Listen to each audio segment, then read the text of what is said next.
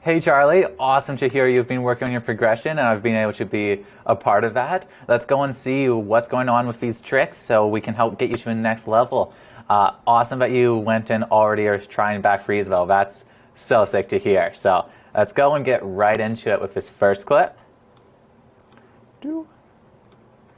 Nice. This one actually, we'll watch it full speed quick. Whoa, big snap. Let's go and watch it full speed one more time.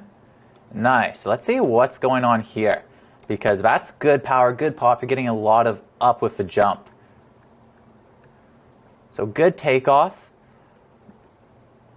as good as I can tell, and then keeping the vision down towards the knuckle. That's good. And you're just getting thrown off axis a little bit here, and that's like what's making it so you can't control it, and you're over rotating and honestly landing in one of the most painful positions you can on a back three. But there's some really good stuff here, especially for your first attempts. Mainly, I'm loving how much pop you're getting. You're getting up and over. And then your main issue here is you're sort of in this air chair position where you're leaned back, so your weight isn't fully set. And when your weight's set like this, it's going to be really hard to go and save it. So you actually did a really good job controlling that, considering how of a consequential position you were in. Let's figure out why you were in that consequential position. It's most likely just going to be as simple as your shoulders dropping towards your tail here. So instead of keeping your chest rotating around on this axis, you're just dipping your front shoulder a little bit. And when you really boost a jump like this, especially this one, it looks like it's a really kicky. You can tell from the shape up and down, and then you went really big. So when you go and make a subtle mistake like that over a really large amount of air time, it's going to go and be very noticeable and throw you off, because everything else here is good. So what I'd go and focus on for this one is just go and try to keep your upper body throwing a little more flat, a little more leading, because you're dipping down a bit and then you're trying to rush looking over, and that's what's throwing you off slightly here. We got a bunch more, so we won't dive on this one too much, but basically that one's just a cause of dipping down a little bit off the takeoff. Nice. This one actually looks a lot better. Nice, tall, patient snap off a takeoff. Boards leaving pretty straight. Spot coming around. Yeah, this one, you're literally just stopping yourself right here. So right here, your back arm isn't continuing to lead the rotation. And I think this is just you're not comfortable with the rotation, so this is normal. So you're getting your clean pop, but you're not then continuing the rotation of your upper body. So the only thing you would have needed to do for this one is, instead of going and holding it stopped, just continuing your momentum. Here, I'll actually do a little demonstration quick, because I think this is going to be really helpful. Right now, when you're doing your back three, you're going and focusing on getting that good takeoff, what I like to see. You're taking off, do stat, but then you're sort of here, you're not continuing the spin. So then you need to sort of try, look around and try reach around your body like this. Where that one, you realize the reach around was a problem from the attempt before, because you went and tried to reach around and it threw you off axis like this, you came in air. So what you need to do is work on just the swivel of the upper body. So when you take off, just continuing that rotation flat and leading. Because it's okay to be slightly blind, but on a jump like that, if you go and stop your rotation of your upper body at any point, it's not going to carry through. So the big difference is right now you're going and popping up straight, sort of stopping, not leading, and then you're trying to look around afterwards. What's just delaying the process and delaying your energy. What you want to be doing is going and popping up, same thing you've been doing, but at this point, your upper body should be leading completely. You want that back arm open and leading, and that's going to help you get more control and get into it. You can practice this by going, rotating 90, and then just boop with your upper body, finishing it up. You can always go and catch up with your legs if you let your upper body finish, so that's something good to practice, is just working on letting that upper body continue and pulling with that back arm. That's going to really help.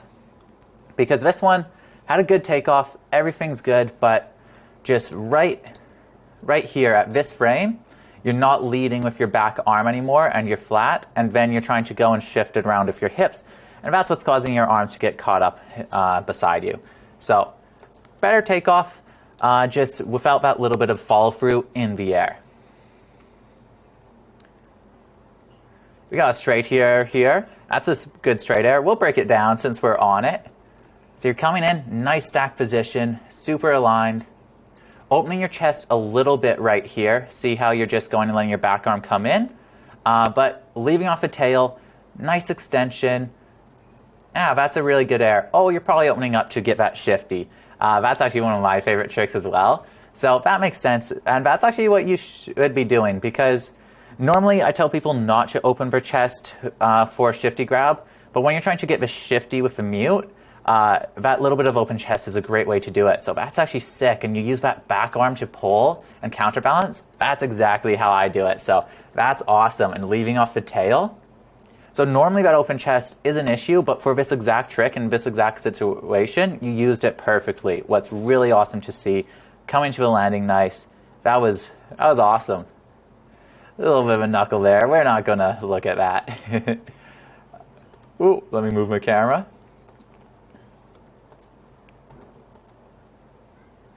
Nice. So this is the same jump as before. Let's see what happened here.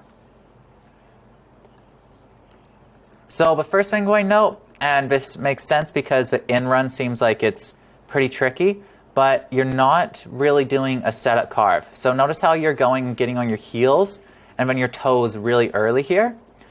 This is making it so you need to hold your toes the whole time this way, like pretty substantial amount of time being on your toe.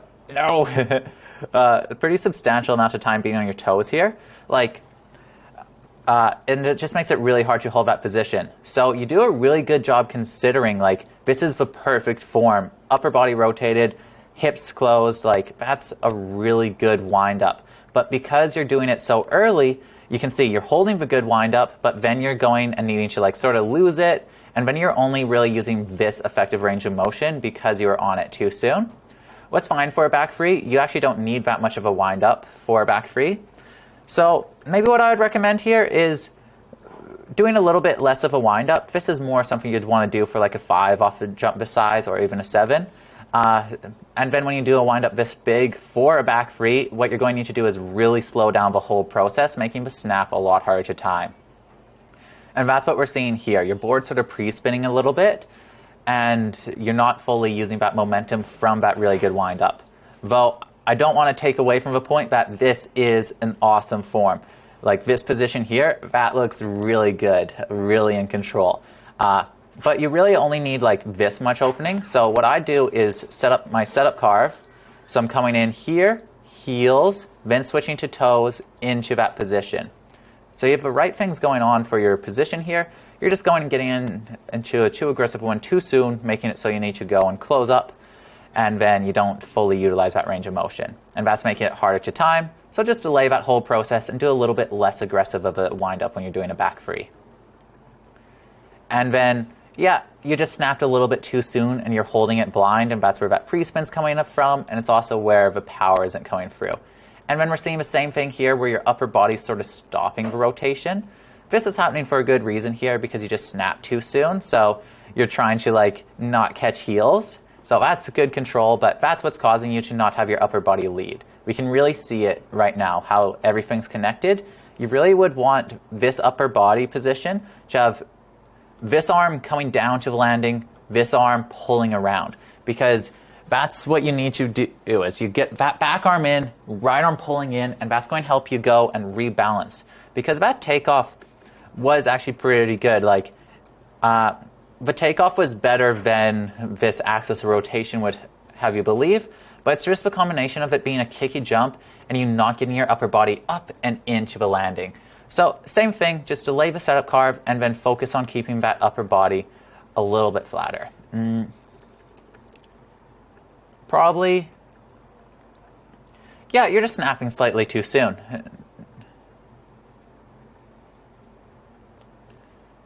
All right, we got another one here. This one, this is a very easy mistake to make, especially when learning, and you're just taking off too soon. And I couldn't really see it on the other videos. Actually, let's go and double check and see if that was happening on the last one, because I didn't think you were gnawing from the angles we had. Yeah, so this one you were leaving off your tail, so this is telling me if this isn't a mistake you're making every time, but we'll break down what mistakes are happening here anyway. Basically, you're going and snapping over your front foot. So nice rotation, but you're going and setting it, boom, over your front foot, and that's where that nolly's coming from. And this is actually something you really want to avoid doing, because you can see right here, you're getting risky with that heel catch. I haven't seen you do it in your other attempts, so we won't go and think about it too much. But this is just happening from going and having your point of rotation set over your front foot. From what I can see, because you're trying to keep your upper body flatter here, this is happening because you realize that you're dipping your rotation and it's causing you to throw off, so you're just overcompensating. So this is actually a really good snap form, and you can see your arm's almost leading. Yeah, your arm is leaning there, you just got thrown off from the snap. So all you need to do is carry this form with your takeoff I saw on the first one, and then the tips we combined, and make sure you leave over your tail, and that's going to be absolutely money, because you're hitting all the components you need for the back three. You're just going and not hitting them all in the same attempt here. But nice flat upper body rotation. Dipping down a little bit. Yeah, you're just slightly set over your front foot. That happens. Ooh. I did that when learning my back twos onto rails a lot. Is a really hard problem for me to solve. What I'd recommend is finding a rail takeoff, a little side roller, something that you'll really notice if you nollie, and working on it like that. We also have this little iPhone, some clips here, and we'll break this down as well. Nice. So that one you went and came into the landing 2 feet at the same time. Let's see why it didn't work and what worked about it. Yeah, leading the rotation a bit more for your upper body. See how your elbows pulling along the rotation? Yeah, that's what I'm talking about. That's exactly what I was wanting you to do there. You could do it even a little bit more, because you can see it's still getting caught up a little bit, so a little more lead. But yeah, the only reason you're sliding out here is two things. You're clipping the knuckle a little bit, and you're not fully leading with your upper body. So here, it's making it so you're going and rotating everything combined. And that's going to make it a lot harder to kill your momentum. But that was really good. Good takeoff, nice and straight as well. Yeah. Okay, I'm going to go and watch the rest of these, and then I'm going to give you a rundown on what I think you need to train for the end of the video. Sorry about this one's going long, but it's your first 360s. Gotta give you plenty of food for thought. Let's just see. Yeah, so you're not using a setup carve. A little bit of a setup carve is really nice. It helps you stay on your toe edge, but you are really good at staying on that flat base wound up. What's really awesome to see. And then that's really good there. Nice straight takeoff. Coming up a little bit early, but it's a kicky short jump, so I'm not judging on that. Leading with the upper body, coming around, just knuckling a little bit. I think if you add a slight bit of a setup carve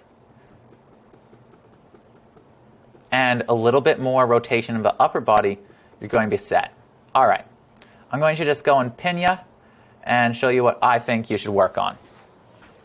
So right now, you're going straight, holding this position, popping up, sort of pausing, leading a little bit, and then you're needing to pull everything in line like that. Your biggest issue here is what's happening is you're coming in and a little bit front foot sometimes, a little bit downward sometimes. What is only being a really big issue right now because you're staying really connected with your core and glutes. You want to stay connected, but right now what's happening is you're taking off, and you're in this position here where you're tight and everything's together, making it so when you try to come around, it's going to go and be really hard to control your axis. But you can make your axis a lot easier to control by going and adding a little bit more lead of a rotation of your upper body.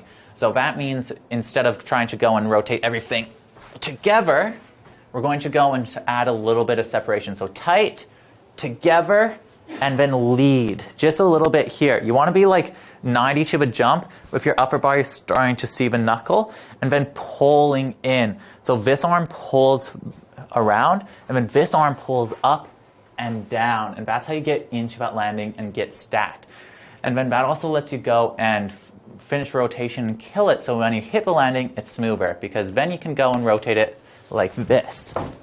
And that's going to be a lot more controllable. So go add a little bit more of a setup carve, focus on keeping that tall posture, but basically a lot of the mistakes you were making at the start of the day, you ended up going and really improving on. So this is a great first day of doing back frees. So keep it up, apply these small changes, but it's honestly looking really good, and you have a lot of strong fundamental skills there and a lot of things that you're doing right. So I can see that you're on the right path. Make these small changes and it's going to help, and just keep at it, man. You're absolutely killing it. Let me know if you need any more help, and thanks for joining Addiction Plus.